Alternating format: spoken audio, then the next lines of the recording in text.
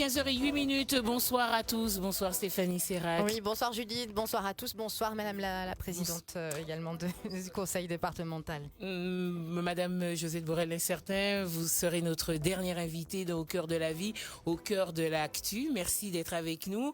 Dernière invitée en plateau, donc après le préfet et le président de région.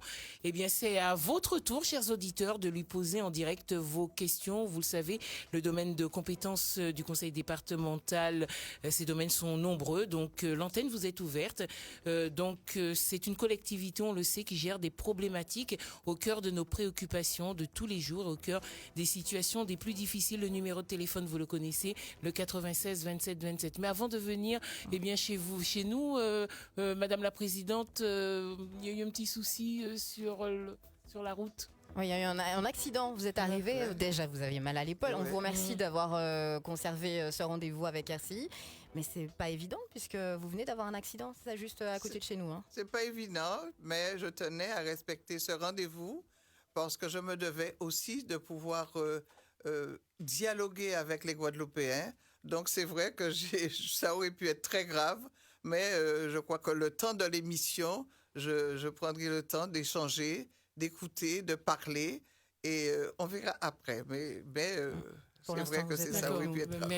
Merci beaucoup d'être avec nous. Alors ça nous fait aussi une transition pour parler de la sécurité routière. Vous vous exprimez régulièrement à ce sujet, notamment sur les radars tourelles. On y reviendra tout à l'heure.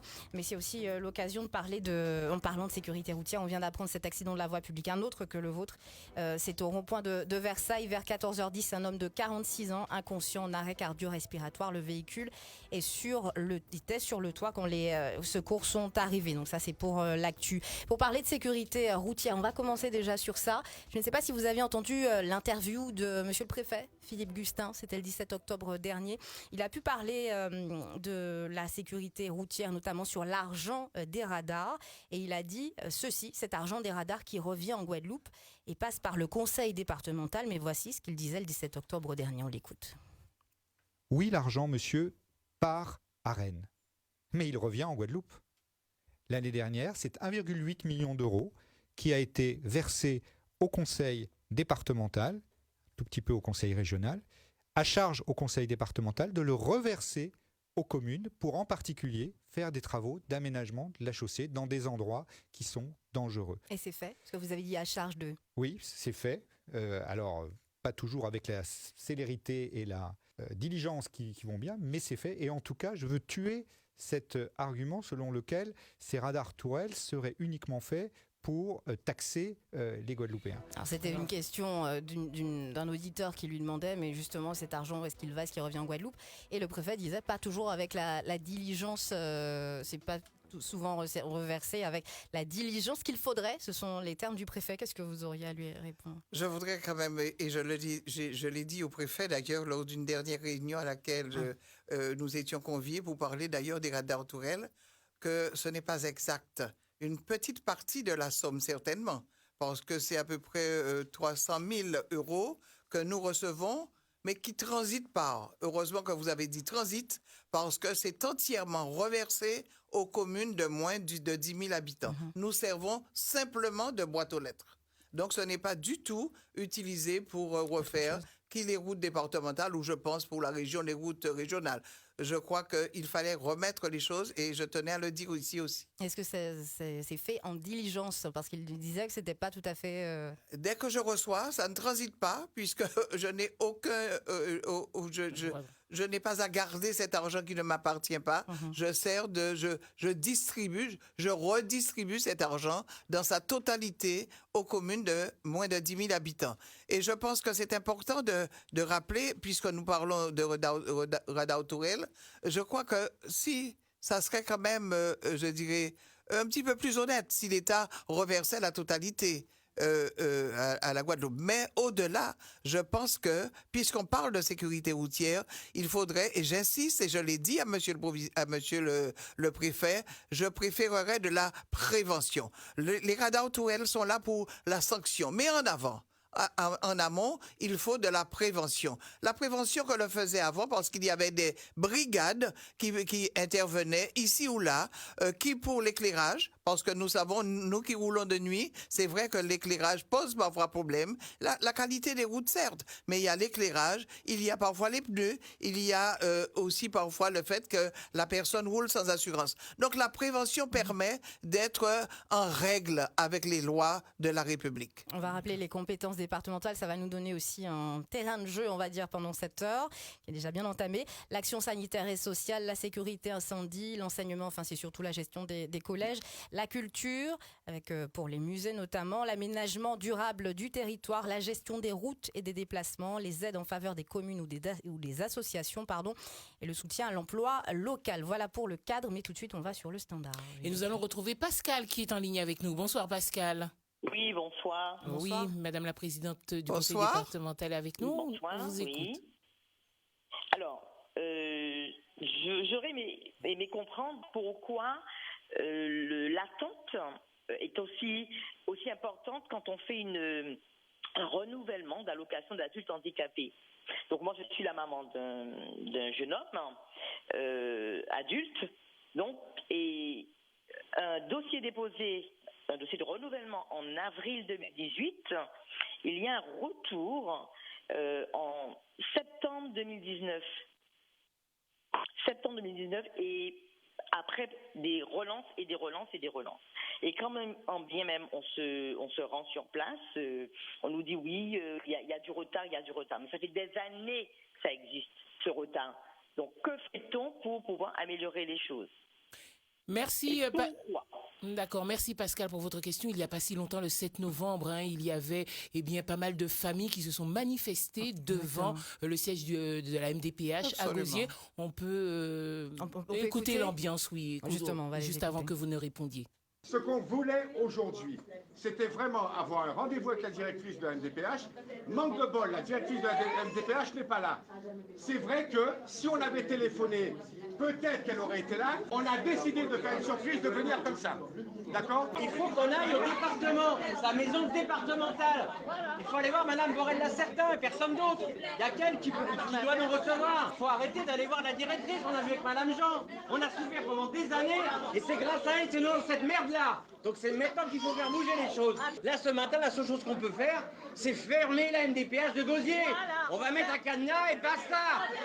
Et tant que les choses, mesdames, messieurs, tant que les choses ne bougeront pas, il faudra que ces locaux soient fermés. On en a marre. Mais voilà, c'était le 7 novembre très précisément. Et donc. on avait aussi fait une émission par rapport à cette MDPH, la maison des personnes handicapées, souffrant de handicap. Et c'est vrai que la situation, on dirait qu'on marche sur la tête. On avait appelé ça la 4e dimension, tellement le parking même n'est pas adapté. Le standard, on appelle, ça sonne dans le vide. Alors, je voudrais rappeler, premièrement, qu'il y a deux pôles.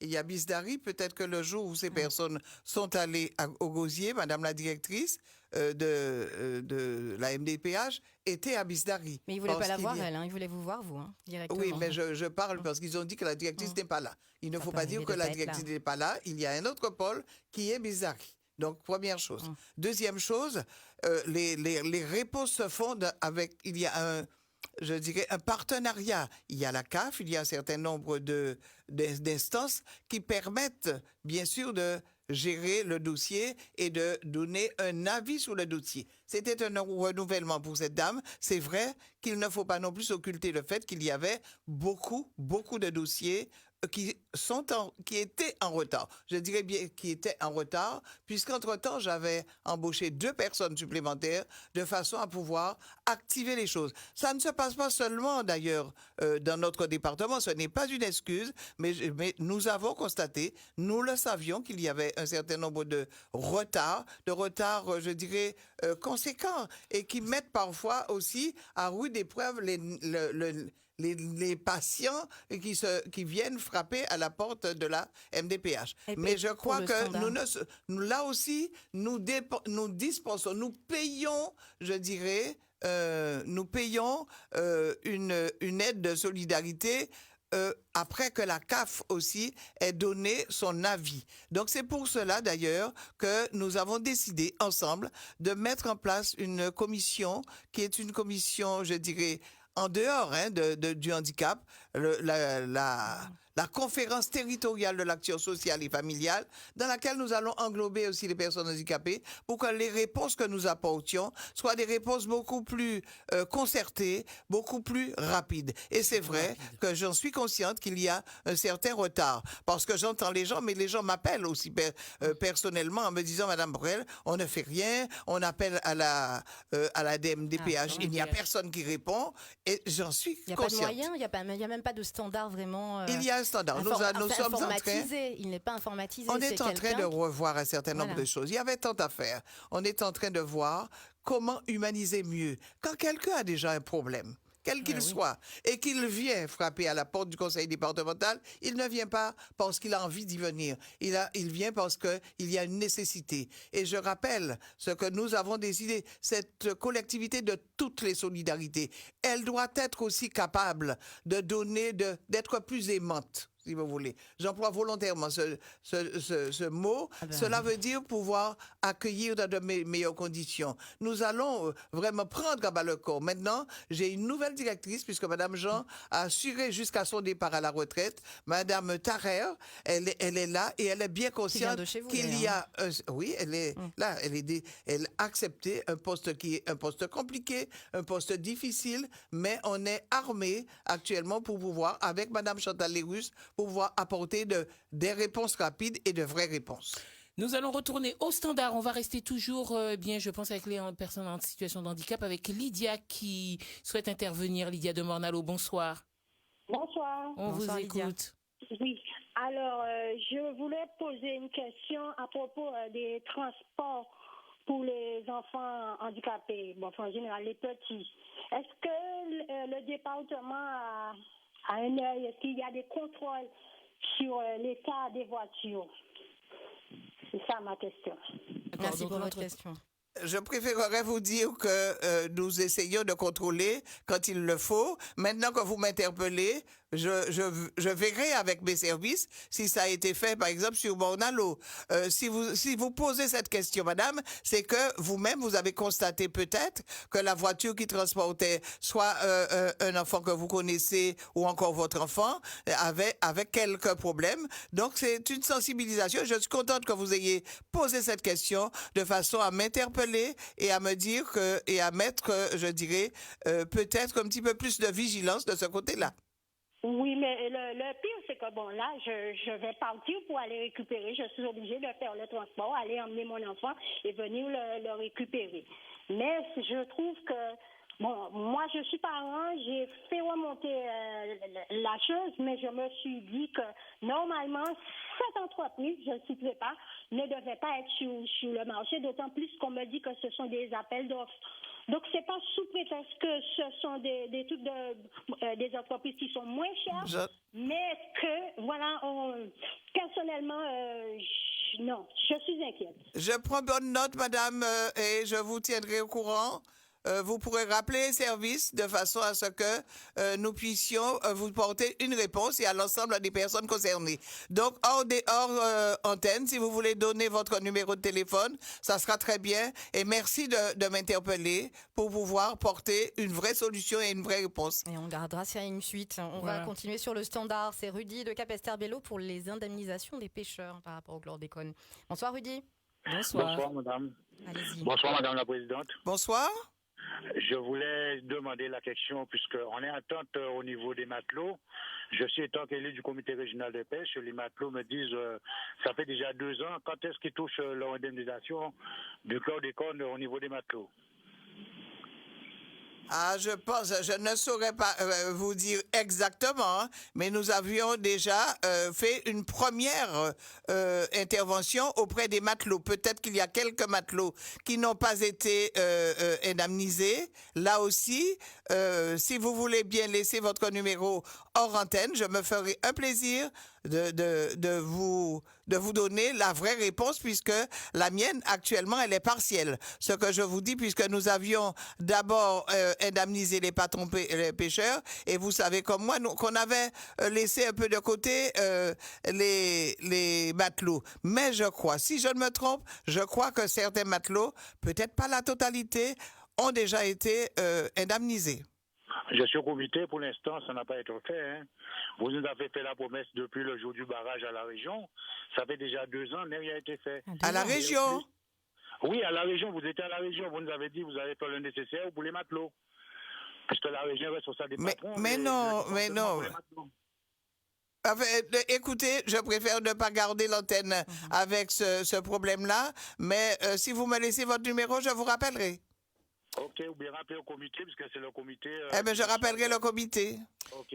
Oui. Ok, merci Rudy. Merci. Vous Merci, continuez Rudy. à nous appeler au 96 27 27. Et rappelez effectivement que vous étiez au conseil régional pendant 1 an et 8 mois, donc il y a des choses qui vous poursuivent. Mais ça date. Oui. Non, ça date pas, c'était jusqu'en 2014. Donc, Oui. Voilà, ça date pas tant que ça. Oui, c'est pas si... Oui, ça date quand même. Allez, on marque une pause. On se retrouve dans quelques instants. Poser les questions, bien sûr, sur le domaine de compétences du conseil départemental. Madame Josette Bourrel, l'incertain, la présidente de cette collectivité, répond à toutes vos questions. À tout de suite. Et je rappelle que nous sommes également en Facebook Live, bien évidemment. Au rythme de l'actu, au rythme de la vie, du lundi au vendredi, 15h-16h sur RCI.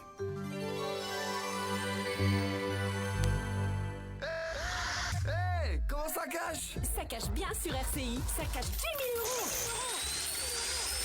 Le grand jeu des 10 000 € revient sur RCI. RCI et Citroën Guadeloupe présentent Comment ça cache? Le jeu qui vous permet de gagner 10 000 € cash. Envoyez par SMS RCI 971 au 97 777, suivi du mot de passe donné à tout moment par nos animateurs. Et si vous êtes sélectionné, vous pouvez participer au super tirage au sort du vendredi 13 décembre et repartirez peut-être avec 10 000 € cash. Alors, à vous de jouer avec le SUV Citroën C5 Aircross, le SUV en classe confort. 3 fois 75 centimes, plus prix d'un SMS, DGP, règlement disponible sur rci.fm. Citroën. Entrez dans l'univers de qualité de l'espace Damoiseau. La cave 20 sur 20. Modernité et tradition se côtoient autour des meilleurs rhums vieux, rhums hors d'âge, vin, champagne et bien d'autres merveilles. Votre allié de qualité pour toutes les fêtes, dîners et soirées. À la cave 20 sur 20, vous bénéficiez d'un service personnalisé selon vos besoins aux meilleures conditions. Faites pétiller vos fêtes et vos dîners à l'espace Damoiseau, la cave 20 sur 20, dans la nouvelle zone d'activité d'Autemar derrière Milénis. Pour votre santé, attention à l'abus d'alcool. Ce vendredi 13 décembre, c'est la nuit 100% compas au Cercle. Pour vous amateurs du compas, 50% rétro, 50% nouveauté avec les meilleurs DJ compas. Alors, laissez compas mâcher. Ce vendredi 13 décembre au Cercle. Entrée offerte aux dames avant 23h. Et tous les dimanches dès 18h30, dimanche compas avec DJ Luc. Repas chaud plus dessert offert. Avec la boulangerie La Relève à Sainte-Rose, clim.fr, 05 90 32 37 28, La Gouba Goyave, Glace en eau, Lamentin. Le Cercle Restaurant, nouvelle formule Resto Disco, 05 90 25 68 66. C'est déjà Noël avec Aubrey. Aubrey, respectez les traditions et chante vos papilles. Dégustez la fameuse épaule de Noël entière avec ou sans piment et l'incontournable petit trésor là. Et ne ratez pas la nouveauté de l'année. Les tubes d'épaule de Noël à l'entière en 200 grammes. Idéal pour les apéritifs toujours réussis. Aubrey, un bon gros pays et en vente partout. Joyeux Noël à tous avec Aubrey. Il était une fois un pays où Noël était plus beau que nulle part ailleurs. Les lumières scintillaient de partout, les décorations brillaient de 1000 feux et le tout à petit prix. Ne cherchez pas, ce pays, c'est Caraïbes Import. Alors, vivement Noël avec Caraïbes Import. Caraïbes Import, toute la déco et plus encore. Et profitez-en pour participer au grand jeu Caraïbes Import pour gagner une croisière, un téléviseur, des tickets de cinéma, des places pour le spectacle Rire en Folie et des bons d'achat. Tirage au sort le samedi 20 décembre, venez vite. Gâtez vos proches en leur offrant les avantages des bons cadeaux Air Caraïbes. Un vol de rêve, surclassement, bagages supplémentaires, accès VIP. Avec le bon cadeau Air Caraïbes, faites vivre à ceux que vous aimez un voyage inoubliable. D'une valeur de 20, 50 ou 100 €, il est disponible dans tous les points de vente Air Caraïbes à offrir dans sa superbe pochette avec un grand sourire pour un voyage réussi. Plus d'informations sur aircaraïbes.com ou dans votre agence de voyage. Air Caraïbes, la compagnie haute en couleur. Cap Excellence, la ville, les agriculteurs de Bémao et la région Guadeloupe présentent Joue à Tradition, un concentré de savoir-faire réuni sur 15 000 mètres carrés. Le plus grand marché de Noël de la Caraïbe. Plus de 160 exposants répartis sur 11 espaces et en clôture, un méga show mode orchestré par Angenel Gonfier avec Doudou Diez, Eliette le Superbe, Tania Couture et de nombreux invités. Joue à Tradition, c'est le dimanche 15 décembre de 7h à 21h avec le département Guadeloupe, Air France, Groupe Digital, le Crédit Agricole, le SMT et RCI. Navette gratuite assurée par les transports Carulis et le bus des mers. Infoline 06 90 759 643.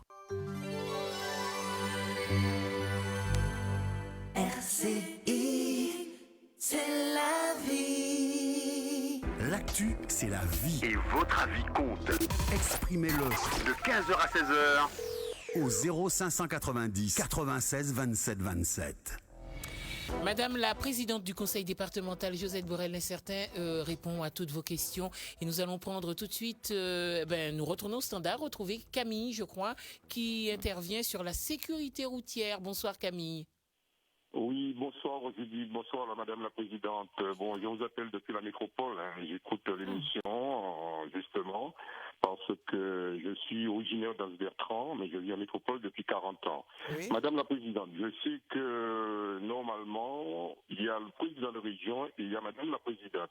Vous gérez quand même les routes de Guadeloupe, vous avez eu la possibilité de gérer les routes de Guadeloupe. Écoutez Madame la Présidente, moi je ne comprends pas. Ça fait plus de 10 ou 15 ans, quand je monte sur Anse-Bertrand, je descends en Guadeloupe, je vais dans ma commune, dans la section haut de la montagne, écoutez bien, haut de la montagne, dans la côte, il y a les retenues de sécurité qui sont endommagées. J'ai interpellé le chef de centre de Sainte-Anne, qui est à route de Guadeloupe. J'ai interpellé des collègues qui ont travaillé avec moi en métropole pour leur dire qu'on parle beaucoup de la sécurité routière en Guadeloupe. Écoutez, il y a des dangers énormes dans cette côte. C'est-à-dire que les retenues de sécurité sont cassées, ils sont pourris. La présidente de région reconnaît qu'il y a un danger. D'accord. Le président de région reconnaît qu'il y a un danger. Et là, vous ne faites rien. J'ai interpellé le technicien à Anse-Bertrand. Il m'a dit que c'est une question budget. Écoutez, ça fait plus de 15 ans. Je pense quand même qu'il y a des programmations à faire. On parle de radar tourelle. Là, il y a un fond en bas, en haut de la montagne. Ok Camille, on a bien compris votre question concernant cette sécurité routière, Madame la Présidente. Alors, que je vous dise, monsieur, que j'explique. Route de Guadeloupe, c'est un syndicat mixte qui est composé d'agents du conseil départemental et d'agents du conseil régional. Ce syndicat mixte a regroupé les routes départementales et les routes régionales, les routes qu'on appelait routes nationales avant, qui sont devenues des routes, je dirais, régionales. Donc, Route de Guadeloupe intervient en fonction des demandes formulées par le conseil départemental pour ce qui le concerne, par le conseil régional pour ce qui le concerne. Cette route dont vous parlez, je ne sais pas si c'est une route, je la connais, mais je ne sais pas si c'est une route nationale, régionale ou départementale.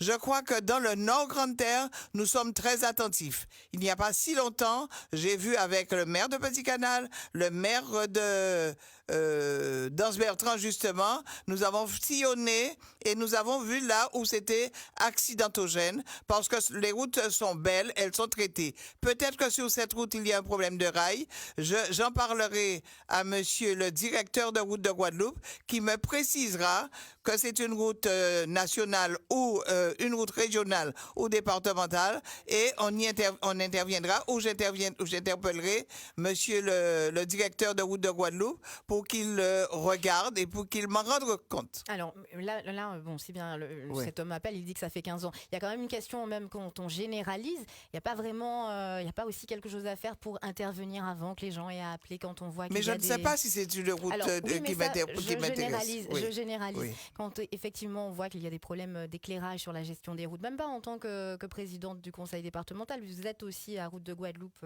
et puis dans d'autres instances, vous pourrez peut-être nous répondre. Qu'est-ce qu'on fait pour la sécurité, les glissières de sécurité, l'état des routes et également l'éclairage? Madame, on ne peut pas intervenir, par exemple, route de Guadeloupe en disant, moi, vous intervenez à tel endroit. J'interpelle parce que, par exemple, l'éclairage n'est pas fait. Je vais interpeller et on dira... Madame la Présidente, ça c'est des routes qui dépendent de Monsieur le Président de région et je suis persuadée que si on interpelle Monsieur le Président de région, il réagira comme moi j'interviens. En dehors d'être présidente du conseil départemental, je suis simplement un citoyen. Je suis une citoyenne qui circule et chaque fois que je vois, par exemple, j'ai interpellé route de Guadeloupe dernièrement en leur disant, écoutez, je suivais un camion qui de temps en temps partait sur la gauche pour éviter quoi? Des branches qui débordaient sur la route. Et inévitablement, dans la foulée, la semaine d'après, on a élagué de façon à éviter pourquoi le camion allait sur la gauche, pour éviter que son rétroviseur ne soit cassé par une branche. Donc je crois que tout individu, tout citoyen qui circule, quand vous voyez quelque chose qui risque d'être un danger, il faut obligatoirement interpeller route de Guadeloupe, interpeller la présidente que je suis sur une route départementale et je vous avoue que j'interviens rapidement parce que je ne saurais, par exemple, cautionner ni accepter de passer sur quelque chose qui pourrait être accidentogène ou cause d'accident et puis je crois que ça doit être dramatique si on ne le dit pas et qu'il y a un accident grave. D'accord. D'ailleurs, sur cette portion de route, il y a visiblement des travaux puisque la circulation est alternée. On va retrouver le standard de RCI avec Michel. On sait que l'action sociale et sanitaire est votre vocation prioritaire. Ça tombe très bien. Michel a une question sur le sujet. Bonsoir, Michel. Bonsoir. Bonsoir. Madame la présidente du conseil départemental. Madame la présidente, j'ai une question pour vous, mais je voudrais d'abord me féliciter l'action du conseil départemental, comme on le dit si bien.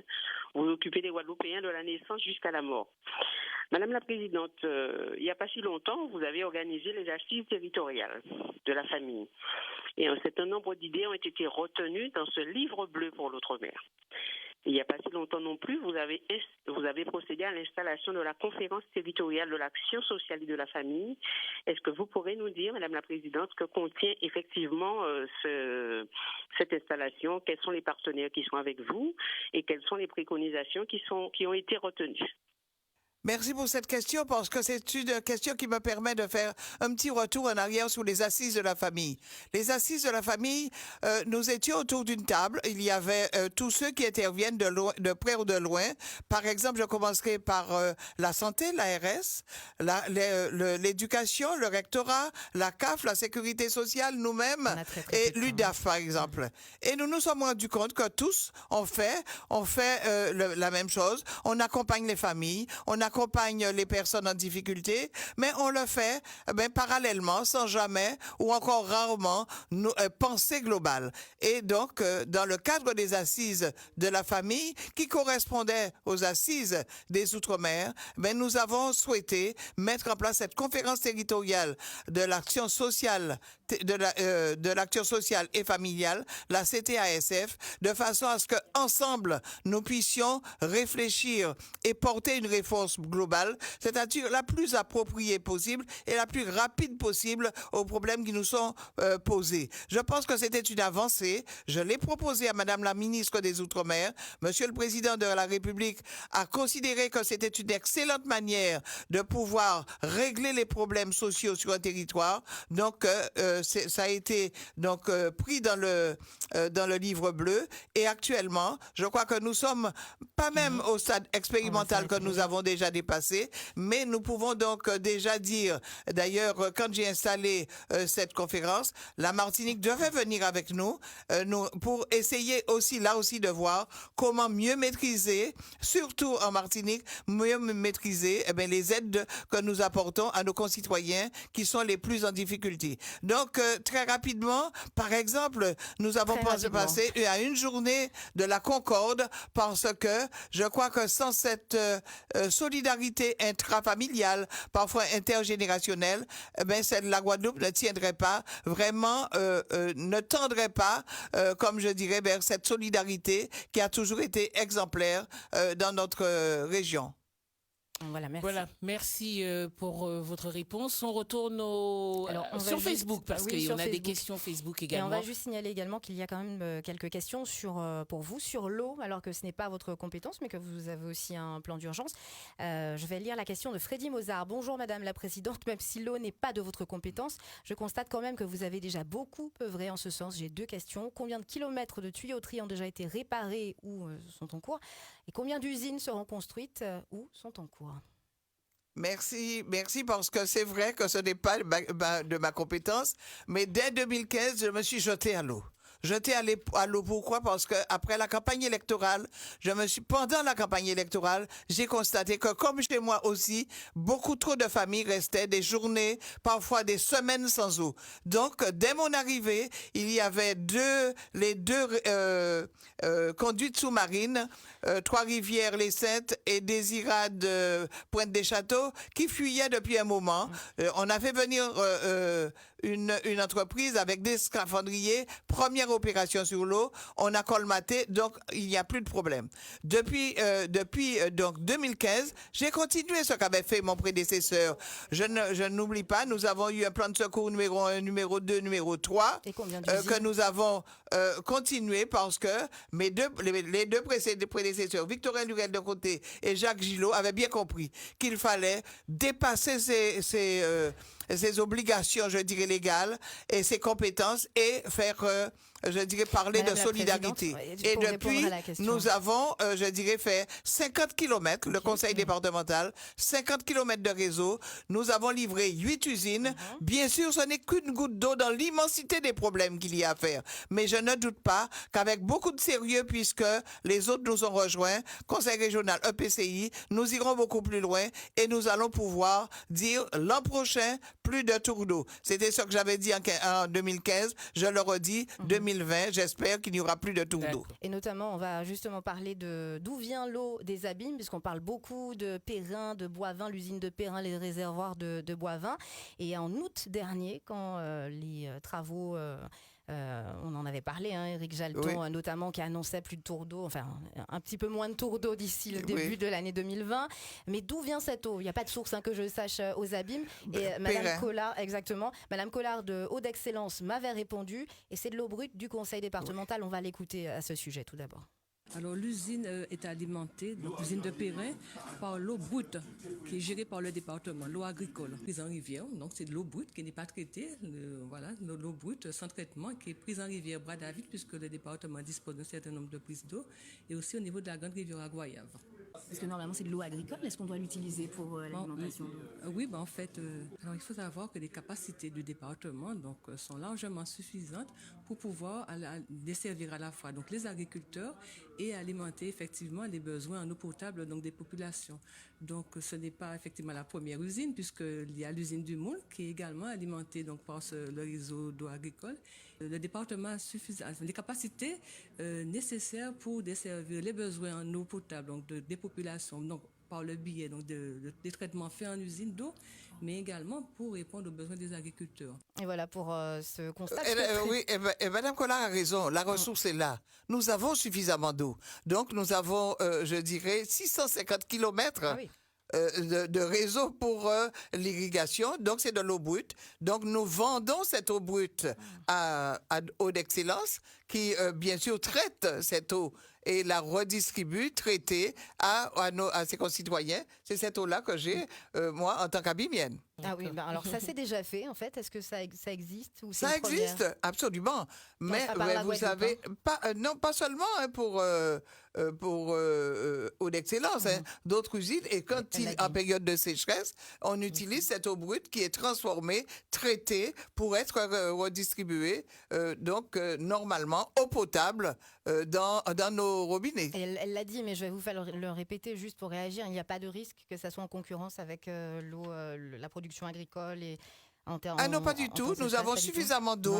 Nous avons vraiment suffisamment d'eau. Et nous allons d'ailleurs, par exemple, je continue l'irrigation, les conduites dans le Nord Grande Terre. Je veux que tout le Nord Grande Terre soit irrigué. Donc, d'ici quelques mois, d'ici la fin même milieu d'année, nous aurons donc permis aux agriculteurs du Nord Grande Terre de pouvoir bénéficier de l'irrigation. Merci Madame la Présidente. L'une de vos compétences, bien sûr, l'enseignement et plus précisément aussi les collèges. On a d'ailleurs Georgette Dugosier qui souhaite vous poser une question sur le collège de Belle-Plaine. Bonsoir Georgette. Madame Bourrel, président.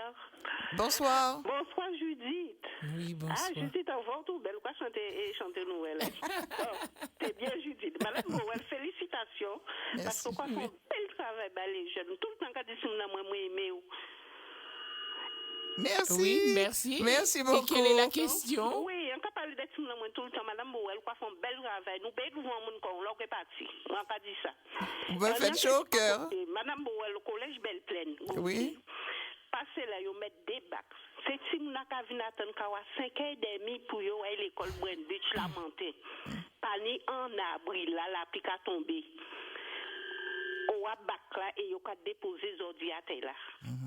C'est tirer bac là et mettez en abri, c'est Timoun là. En vite pour eux, c'est comme c'est Timoun, c'est fille, mettez en abri en vite pour eux.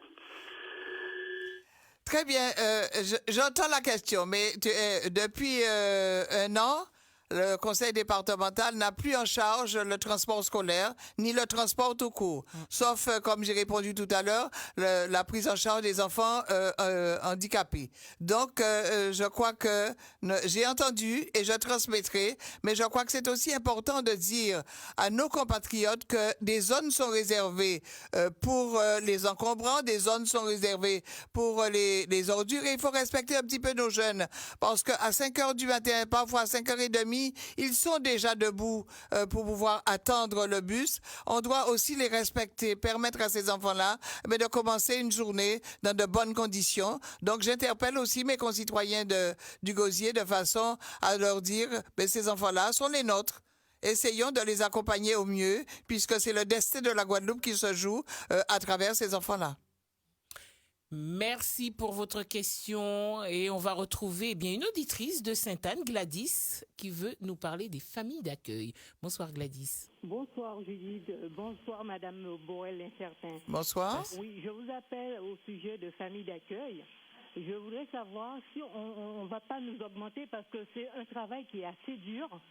Nous avons la famille que nous accueillons chez nous 24/24. Et moi, je trouve le boulot qu'on fait, c'est beaucoup et pour très peu. J'entends, madame, mais je crois que je tiens à dire bravo. Vous êtes la maman d'un certain nombre d'enfants. Comme je dis souvent, les 1200 ou 1300 qui nous sont confiés, ce sont mes enfants. J'ai quand même une très, très belle famille et vous nous accompagnez. Et je crois que vous faites un travail extraordinaire. À la rentrée de janvier, je vous recevrai de façon à ce que nous fassions ensemble le tour de vos problèmes, d'écouter vos propositions, parce que là aussi, je crois que j'ai rencontré des gens formidables, j'ai rencontré des gens merveilleux, des gens qui considèrent ces enfants non pas comme leur moyen de gagner leur vie, mais comme vraiment participer à l'évolution et à la préparation de l'avenir de notre pays. Donc, je vous remercie pour votre question et je crois que lors de notre rencontre, nous allons échanger et nous allons donc voir ensemble quel est l'avenir que nous pouvons améliorer. Alors, excusez-nous, elle n'a pas terminé. Allez-y, madame. Excusez-moi, vous avez cru que c'est des enfants, mais moi, c'est des personnes âgées. Des personnes âgées. Des personnes âgées à domicile. Oui, mais là, de la même façon, vous savez, j'ai rencontré dernièrement quelqu'un qui emmenait la personne qui était chez elle au restaurant. Donc là aussi, vous nous accompagnez. Les personnes âgées choisissent soit préfèrent rester chez eux. L'EHPAD, c'est quelque chose, c'est vraiment quand on ne peut pas faire autre chose, un autre moyen, mais il y a les deux moyens actuellement qui sont préférés par ces personnes qui doivent choisir comment ils font leur fin de vie, soit rester chez eux, dans leur intimité familiale ou encore dans la famille d'accueil. Donc aujourd'hui, je crois que c'est important de vous dire que nous faisons le maximum. Alors, c'est vrai que nous sommes dans un budget contraint. Vous m'avez déjà entendu certainement parler du contrat de Cahors, qui est un corset qui nous oblige à ne pas augmenter nos budgets de fonctionnement. Mais je suis consciente que vous faites fait un travail extraordinaire. Alors, puisqu'on est sur l'accueil, juste parler de la maison de l'enfance quand même, parce que fin septembre, il y a eu même un mouvement social au sein des personnes. On a eu Sophie Salière, que vous devez connaître, qui est éducatrice spécialisée là-bas, qui parlait d'agression. C'est très dur aussi de travailler dans ce type de contexte. On en appelait aux instances en responsabilité. Comment ça a évolué?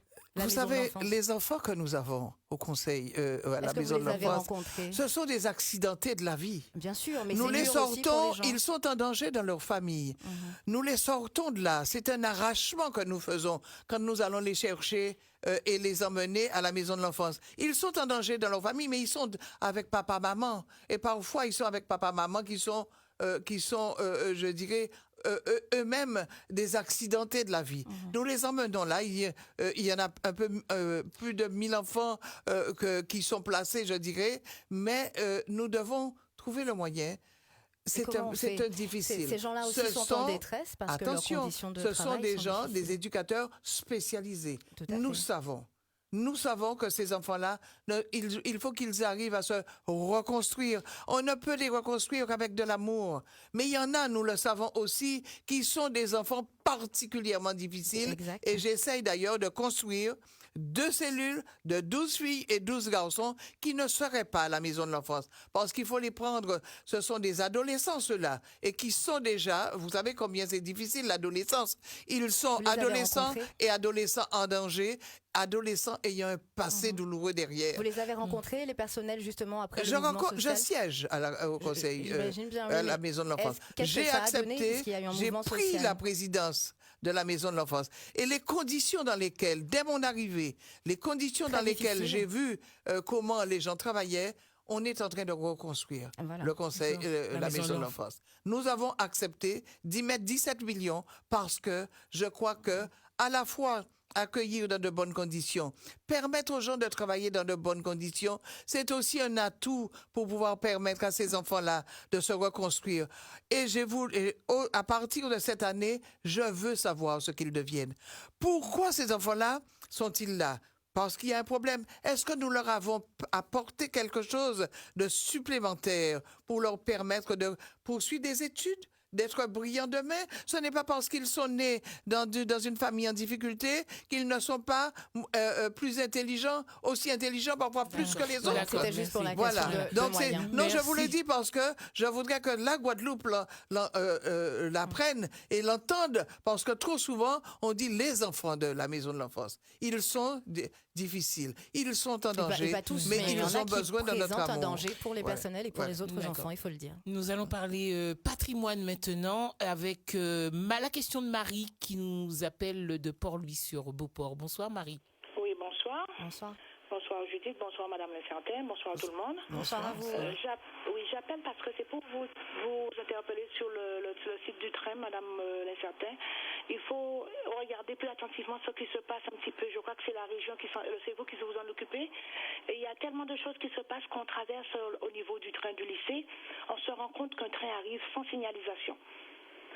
Et aussi au niveau des rails. J'ai eu l'occasion de monter dedans dans le petit train. Il s'arrête à mi-chemin parfois.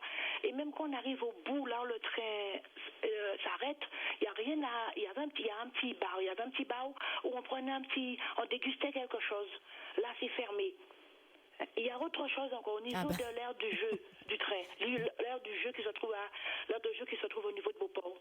L'air, il faut que ça soit plus nettoyé. On a tendance à avoir des trucs de rats, de chauves-souris. J'ai été signaler ça à la direction qui m'a dit, ils m'ont répondu, madame, occupez-vous d'autre chose. On a trop de choses à faire.